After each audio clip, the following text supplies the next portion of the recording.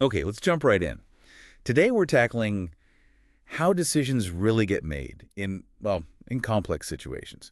We need to sort of set aside some older ideas for a bit. Uh-huh. The classical administrative theories. Exactly, because we're doing a deep dive into Herbert Simon. Hmm. And this guy, well, he was a Nobel laureate, a true polymath who really shook things up. He absolutely did. Across multiple fields, our source material really highlights how he looked at administration and thought, something's not quite right here. Right. He wasn't happy with those established principles, was he? Things like unity of command or span of control. Not at all. He looked at them and, quite provocatively, called them basically proverbs or even slogans. Proverbs, why? They sound sort of official, don't they? They sound logical, sure, but Simon argued they were often vague, they could contradict each other in practice, and crucially, they weren't based on actual observation, on empirical evidence of how people behave. Ah, so not scientific enough for him. More like folklore. Kind of, yeah.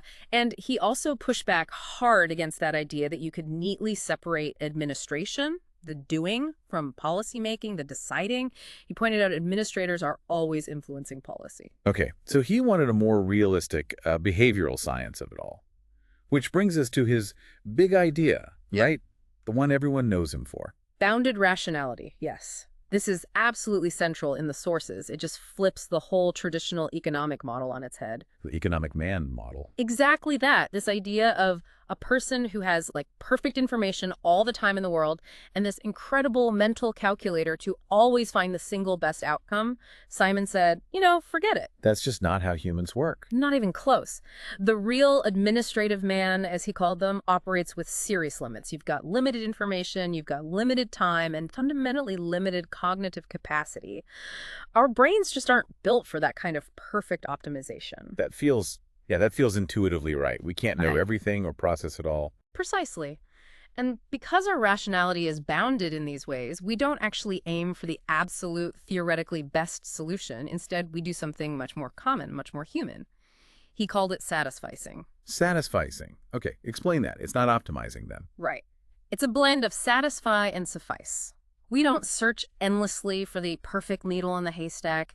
We search until we find an option that's, well, good enough. Something that meets our basic criteria given the constraints we're under. So you look for a decent restaurant, not necessarily the best restaurant in the entire city after analyzing every single menu and review. Exactly. You find one that looks okay, meets your budget, is nearby, perhaps it satisfies, it suffices. That's satisficing. It's a core insight into real-world decision-making, dealing with all that complexity and limitation. Good enough beats perfect but impossible. Mm. Did he break down how we arrive at that good enough decision? He did. He described a three-stage process. First is intelligence, basically. Scanning the environment, figuring out there's a decision to be made, gathering some data, however limited. Okay, spotting the issue. Then design this is where you invent, develop, or maybe just find some possible courses of action. You generate a few options. Not all options, just some. Right. And finally, choice selecting one of those options you've come up with. It's a search process, not some exhaustive computation. Makes sense. And how does this play out in bigger organizations where it's not just one person? Well, he saw organizations as these complex decision-making structures. Decisions get shaped by the organizational structure itself, by routines, think standard operating procedures, SOPs, and fundamentally, by communication.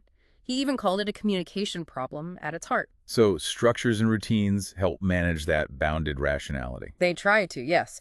Organizations use these routines, these SOPs, for what he called program decisions, the repetitive, everyday stuff. But then you have the non-program decisions, the novel, tricky, unstructured problems where you need more creativity and judgment. The stuff SOPs can't cover. Exactly. And organizations can try to, let's say, improve rationality or at least manage the bounds. They do this through training, through better information systems, by designing structures that help focus attention and share knowledge. They can't make people perfectly rational, but they can help manage. Reading the sources, his impact seems huge. What's the main takeaway about his legacy? I think it's that he really grounded the study of administration and decisions and behavior in observing what people actually do. Yeah. He moved it away from abstract principles towards empirical science. It wasn't just administration, right?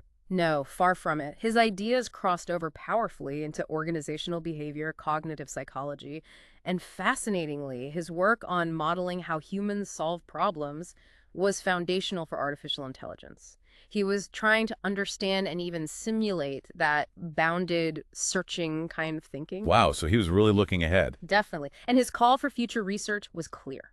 Keep it empirical, keep it cross-disciplinary, focus on how decisions actually happen in the real world with all its messiness. So pulling it all together from the sources, the big shift Simon brought was moving from those neat, tidy proverbs to a much more realistic, sometimes messy behavioral view based on our human limits and how organizations actually function. That's the core of it, acknowledging the reality of bounded rationality and satisficing. Which leaves us with a really interesting thought, doesn't it?